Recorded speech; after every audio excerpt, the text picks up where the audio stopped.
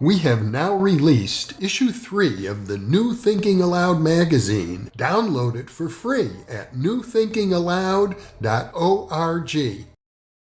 New Thinking Aloud is a non-profit endeavor. Your contributions to the New Thinking Aloud Foundation make a meaningful difference in our ability to produce new videos.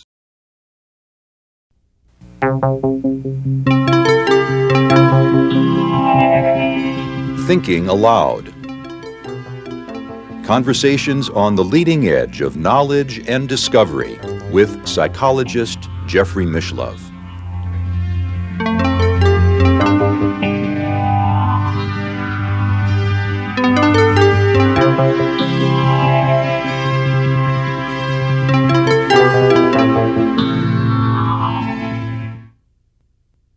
Hello and welcome. I'm Jeffrey Mishlove.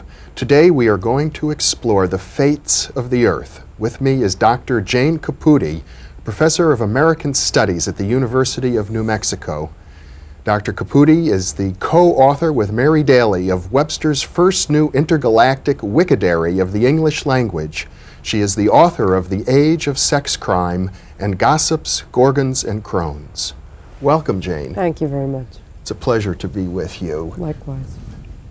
You've taken a look at the most ancient mythological figures, the Fates, who are said to be even older than the gods. Older than the gods, yes. Who are female. And you've shown that our whole system of symbols and myths in Western culture has almost been stood on its head since those earliest of times. Yes, you could say a very clear principle of reversal is at work, in that the earliest known images of divinity were frequently a triplicity of females rather than the common male trinity that we have today. And they were all, the Fates are the oldest. That's a quote from Robert Briffaut in his book, The Mothers. And they are the oldest known figures, and there's 3 of them. And our word stamina comes from the thread of life that they spin. And one spins out the thread, one measures it, and one cuts it. They basically rule human destiny. And so, yes, I'm talking about the Fates, and I would like to make the point that in the ancient world, they knew what they were doing when they mythologized. This is a sort of modern prejudice that sees, this kind of quaint stories to explain the world or something. No, this was a metaphysics, a philosophy, a theology. They knew about the forces that we're talking about now in chaos theory. They knew about nuclear fission, and they expressed these ideas through symbol, image, and story. So I think we could learn a whole lot by going back and looking at these myths and see what relevance they have to us today. Many of the myths even suggest that the gods themselves were subject to fate. Absolutely, the gods were subject to fate. Fates are the cosmic force in the universe. They represent justice, balance, harmony, and the ultimate, the Fates, we know them through like Lady Fortuna with her wheel, what rises, what goes up must come down, right? And the down is coming up again. And so we know them through Lady Luck. We still have remnants of this. Where I come from, fate also means to speak into being. It comes from a Norwegian word, fari, meaning to speak. And to that's speak another into being. And again, a very ancient belief that language does not merely describe reality, it constructs reality. And that through the words we speak and the images that we keep around us, we are calling a particular reality into being. Where I live right now, in New Mexico, for example, in the theology, philosophy of the Carayes people, who are Pueblo indigenous peoples, their creator was Thought Woman. And Thought Woman, who creates through the power of thought and through singing and speaking into being her 2 sisters. And then this ancient trinity, not really of goddesses, because I don't want to think of them as human women. I think it's really a mistake that cultures make when they begin to worship the human. I think that that tendency leads to derogation of animals and the environment and stuff like that. And as a kind of arrogance that led to the invention of the atomic bomb. But they're cosmic forces. That's what mythology is about. It's describing cosmic forces in the universe and how humans can observe these cosmic forces, learn from them, and then guide their behavior accordingly. So Thought Woman thought the world into being and spoke her sisters into being. You've also noted that many of the indigenous peoples around the earth today have their own myths and folklore, which is similar to the ancient ones. Like, Yes. like the grandmothers are so Right. important to American Indian tradition. And Absolutely. Spider, was it Spider grandmother. Spider grandmother. Right. Who is also thought woman. She was a spider. And she spun. Spinning is seen as a metaphor for that activity of the mind, that thinking, dreaming, spinning. And when you hear about the ancient ripples that they're discovering, after the Big Bang, you first had these ancient ripples in space, I think of the ancient crone, the wrinkles. The crone lives in the wrinkle of time, spider grandmother with her web. That's what they were talking about. They were talking about the universe. And it seems to me that much of the heart of your thinking is that the very images that seem so horrible and horrific to us that we don't want to look at are the deepest, most powerful images. The image of the Gorgon, who turns men to stone if they should only look at their face. Yes. The Gorgon, we know her mostly through the figure of Medusa, although she's found, for example, in Mexican mythology in the figure of Coatlicue. So the Gorgon, we know her as a moon goddess who had hair of snakes, who turned men to stone. But what does it mean to be turned to stone? It really means that you've died, that you've gone back to being bones, you're returned to the mother. And this is a culture that, yes, is in extraordinary denial of death.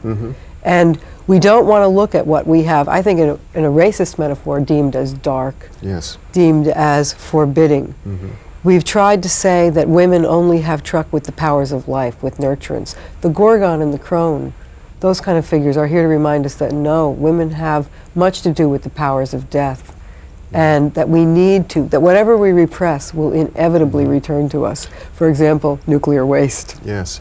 Well, one of the fundamental mythological structures, I think, of modern culture and Western culture in general is the idea that to move away from the darkness and toward the light is good, that this is Isn't like it? moving into the heavenly realms.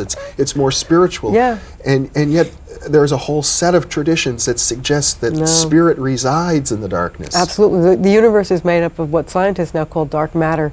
This is the Black Madonna or the Dark Mother that ancients talked about forever, right? Matter and mother are from the same Latin root. And yes, I find it terribly ironic that in a culture that seeks illumination and sees all divinity in the light, that's the culture that created the atomic bomb. That's the culture that's now finding itself fried by the ozone hole. So yeah, I think we better begin to avert our eyes and institute some reverence for the so-called dark powers. In other words, if we're afraid to look at the darkness, at the demonic, it becomes a subconscious force within us that we're not even aware of. Yeah, and we are completely out of balance. And I think that's where the fates come in as well. The fates are here to restore balance. Balance of all kinds. Balance in the distribution of wealth in the world, which is about as skewed as it can get. The distribution of education. The distribution of what we call power, which is energy, capacity to affect one's life.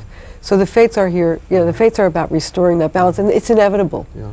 The fates also tell us that the reason I think of the fates of the earth rather than the fate of the earth is because the fate of the earth implies that man, and I use that pseudo-generic deliberately, somehow holds the fate of the earth in his hands, his probably military hands, right? As if we're the powerful ones, as if we're the ones who are the dominant force in the universe. What nonsense. That's a reversal. When we talked about that.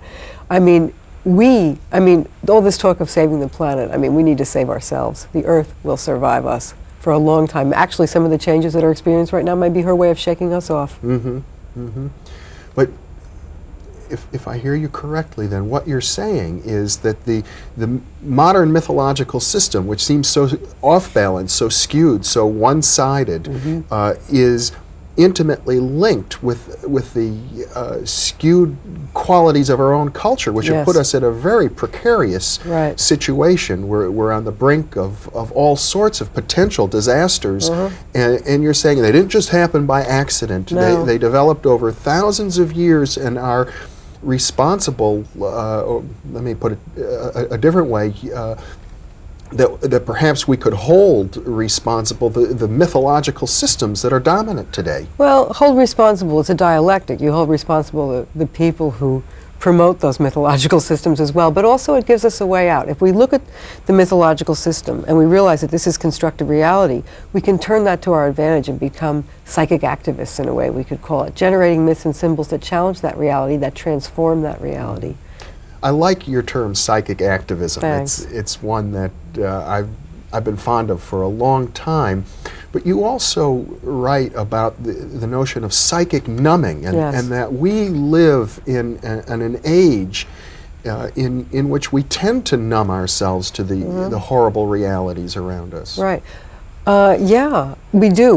We seem to fragment our psyches and not allow a dose of reality in. We desensitize ourselves to whatever kind of atrocities are going on, to the environmental. It's an insidious process. It's almost like radiation in a way, in that you don't see it, sense it, taste it, smell it. It just kind of creeps up on you. And I see all sorts of evidence of psychic numbing. But I would say, yeah, we need to respond to that with developing psychic sensitivity, which are the basic powers of our bodies, which again have frequently been denied in this culture. What you seem to be saying then, and when you say psychic sensitivity, I think you're talking about it the way I would use it: telepathy, clairvoyance. Right. Which are often seen as supernatural, paranormal, when really, again, I would like to explode that false dichotomy that separates the body from the psyche and say, Yes. no, those are the natural powers of our bodies. And that's what, But when we live in a world which is full of injustices everywhere we turn, and we blind ourselves, we say and think that this is normal, that there's nothing we can do about it, Right. that's one of the ways in which we close down. That is one of the ways we close down, and certainly that myth comes to us all the time, that we're powerless, that we cannot influence fate. But I would suggest that we become fateful, which is aligning ourselves with the fates. See what the signs of the times are, and try and put ourselves in balance, working for justice. And then I think you begin to discover a different kind of power. The ancients also knew about chaos. The Gorgon was chaos. She had, can I tell you a little mythological story? Yes, I mean, the indeed. Gorgon, you again get this fragmentation. The Gorgon was the same goddess as Athena, who was the owl-eyed Athena. And they split her off, and they make Athena basically responsible for the death of the Gorgon, which is really just cut off that deeper side of yourself, cut off those powers of death, cut off your knowledge of the cycles.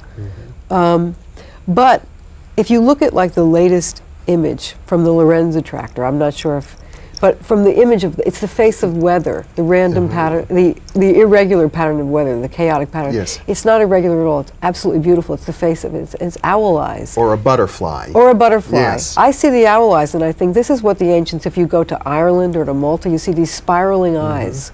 In ancient Egypt, the great goddess was known as a spiraling eye. And this, we should say, is one of the fundamental images of chaos theory, which Absolutely. is a new area of science which is beginning to give us some inroads to explaining things that were previously thought to be inexplicable. Inexplainable, horrific, ugly, kind of like the face of the Gorgon. What chaos theory is saying, don't be afraid of the dark. Look into the face of what mainstream culture has told us is fearful, hideous, monstrous. And you'll see that it's beautiful, and it's a completely different kind of order.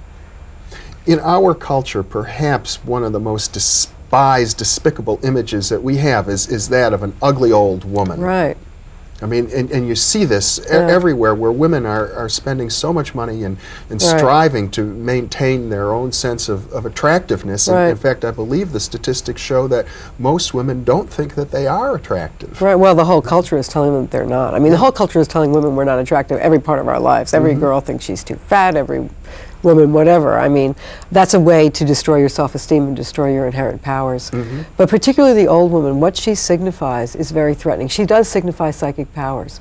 Old women everywhere in the world were seen as the holders. That was because we had stopped menstruating, and you were therefore holding all your wise blood inside, in which you were seen as really developing more powers.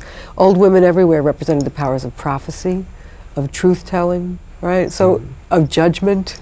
So I would say that that's what they're afraid of, the eye of the old wise woman, the psychic powers that she represents, as well as the powers of death, the powers of chaos. What she represents, and why real women have to bear the burden of erasing, all these ads say to us, decrease the signs of aging. I would say increase the signs of aging, because they're the signs of power, that kind of wrinkled knowledge that Spider Woman embodies. Spider grandmother, she's old. Well, I think what you're saying is just so powerful that we have to begin to embrace the very things that have seemed so disgusting. Yeah. Well, look what us. we've embraced that has been shown as being so attractive. The consumer way of lifestyle, which gives us basically, boldly going where no man has gone before.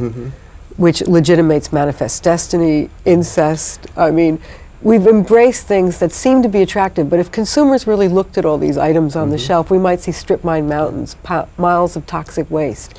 Well, one of the things you've pointed out is that the patriarchal mythology is one of conquering. Yes. And it's as if, the universe, nature is there to be conquered. Yeah. If anything can be invented, let's do it. If a mountain can be climbed, let's do it. And that was sort of the attitude that led to the splitting of the atom, which you write about as a rape of matter. It is a rape of matter, but of course, it's a rape that is going to be avenged. It is. I mean, you basically, again, I think the movement of Western knowledge is, as like Star Trek puts it, to boldly go where no man has gone before. And I would say no. We need to reinstitute taboos and limitations on knowledge until we know what to do. We need to have attitude of reverence toward nature, not an attitude of conquest. I'm not either pro or anti-nuclear. I'm pro, and I really take this from a Cherokee Appalachian philosopher, Mary Lou Awiakta, I'm pro-reverence. We need to understand we're dealing with forces of the sacred that need to be respected and dealt with. We need to be invited before we dare to bite on I think it was the snake inviting Eve. The snake was the guardian of wisdom, not, And now let's talk about this, because the snake is also reminiscent of one of the most ancient of female deities, the great dragon, from whom the universe was created in Mesopotamian myth. Again, the dragon of chaos. And basically, I think what those myths are telling us is that I think the Adam and Eve myth is all wrong. It wasn't God's injunction not to eat the apple, it was the snake's. We need to realize that we need to be invited by the cosmic forces of wisdom before we tread into forbidden zones. We need to keep things in balance. So I would really like to reorder. I think the thing about the bomb that's so interesting, though, is, again, it's extremely paradoxical, like any kind of sacred symbol. The bomb is about death, certainly, but if you look at popular culture, it's also about life and transformation. I mean, what the bomb did, we're told that it was the crowning achievement of Western knowledge and civilization. So what was the crowning achievement? The ultimate suicide machine. So therefore, it demands that we not only wallow in fear, but that we begin to interrogate those Western myths of progress. Was this progress? Of rationalism. This is what science has wrought. Of individualism. And it forces us to do that. And I would hope, ultimately, act as a transformer, seeking to raise our psychic sensitivity and really demand what I would call a new world chaos. Well, you also attack the notion of secrecy, and you draw a parallel between the secrecy that the government has kept for so long about the development of the bomb and the various tests that have been done on human beings to test radiation on them, and the way in which violence, incestual violence in families is kept secret. I think incest is the primary paradigm of knowledge in this culture. That kind of invasion, betrayal of trust, secrecy.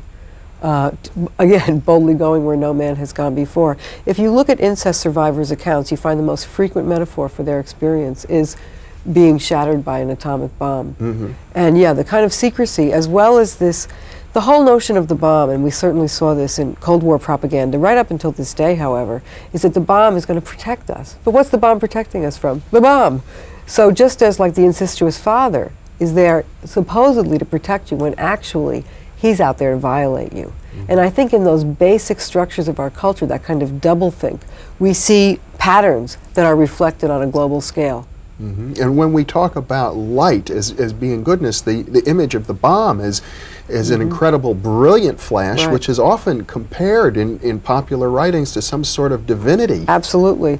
And in a way, the bomb, I'm not saying is a divinity, but the bomb is cosmic forces. It is elemental power. And what I would think of the bomb as, and this, is really a quite outrageous thing, but I think of the bomb, even the ozone hole, nuclear waste, as aspects of what the ancients understood as the raging goddess, Kali, who is enraged. She has been disrespected or violated, so she shows her angry face. And she threatens to take us all back into the womb, which is the ultimate cauldron of chaos, to reform us anew. So the bomb, you see that kind of imagery going on as well. So in other words, not only must we look into the darkness to discover the light, but we ought to look at the light to see how dark it is. Yeah, absolutely. That's true. I hadn't thought of it that way.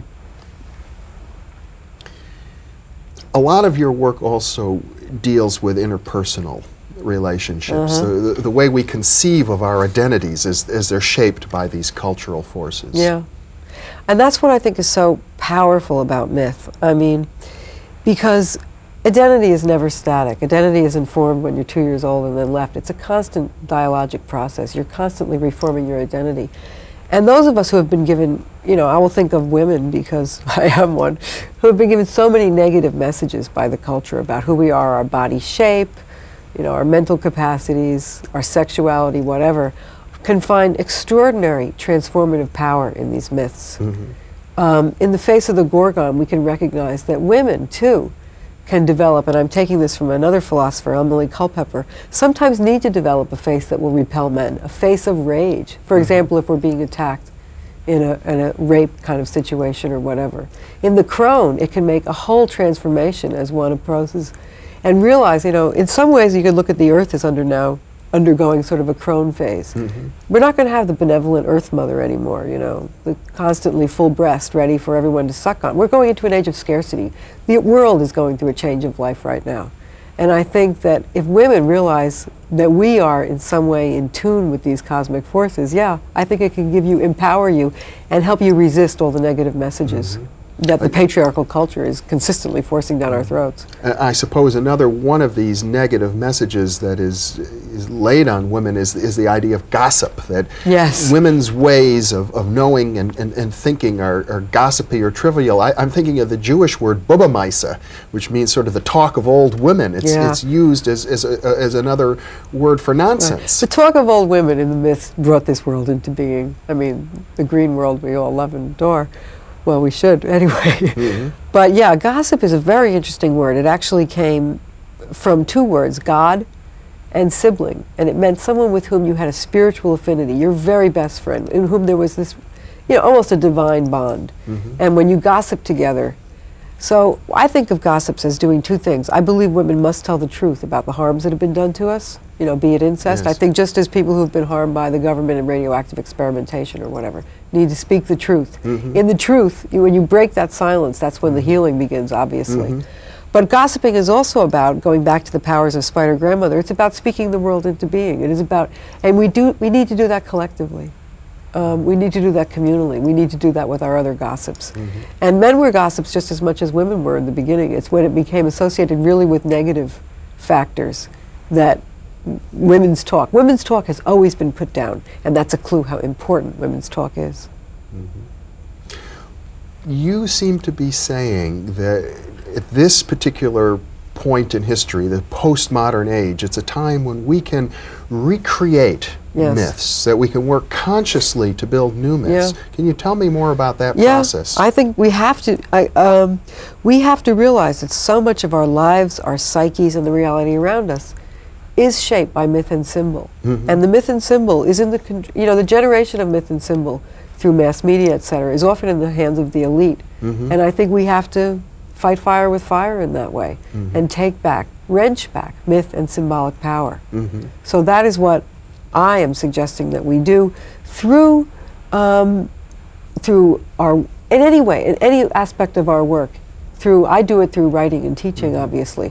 But if we are raising children, if we are artists, if we're filmmakers, if we're even business people, you change that in your own life. I think that's kind of a chaotic strategy. You've gone so far in this delightful wikidary of the English language to create new words, to redefine things. I noticed in your writing that you use the word snoolish or snool a lot. That's actually a word Mary Daly made up to mean, because if you just say men all the time or males, I mean, none of us mean to imply, well, some people might, but I don't mean to imply that anybody's guilty by birth.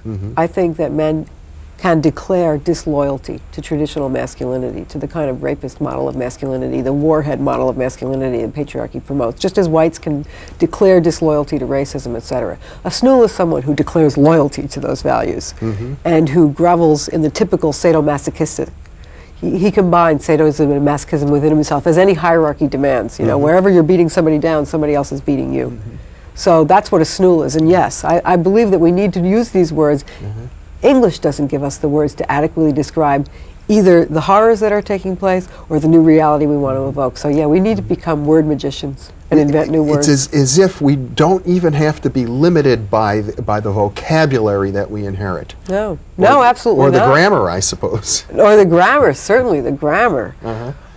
Taking us in a linear a linear line, a line of domination, objectification. You get the point, you follow that line. I mean, most people don't realize that they have the freedom to create new words if they want. No, but some of the most creative people I know regularly create new words and incorporate them into their lives. And yet creating new myths, I think, is a deeper matter. Most myths have such a force. It's almost as if they create us rather than we create them. Yeah, I'm not sure. I mean, creating a new myth is really quite a task. I mean, I think we retell the story. We take back storytelling power. So instead of telling the story of the atom bomb as Western man's ultimate conquest of nature and crowning achievement, we tell it as their supreme folly.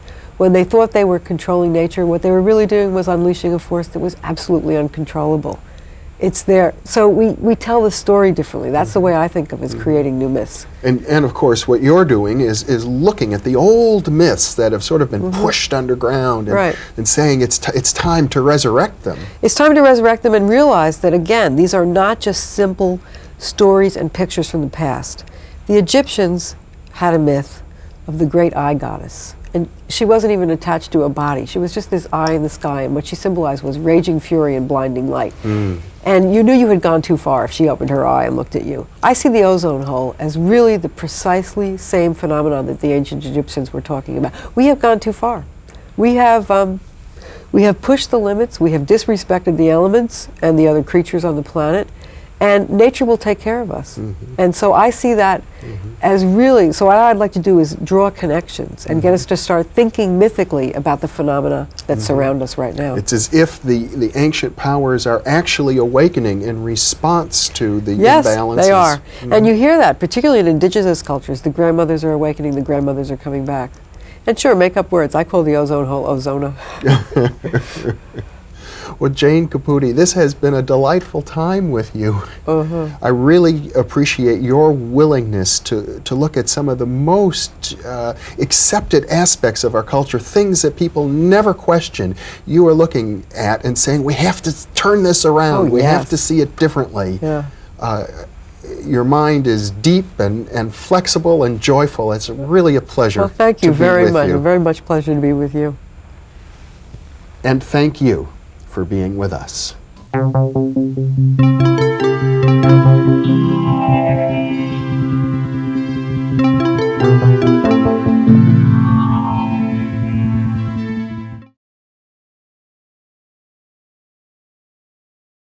I imagine that by now many of you already realize that, in conjunction with White Crow Books, we've just launched the new Thinking Aloud Dialogues book imprint, and our first title is There Life After Death? New Thinking Aloud is a non-profit endeavor. Your contributions to the New Thinking Aloud Foundation make a meaningful difference in our ability to produce new videos.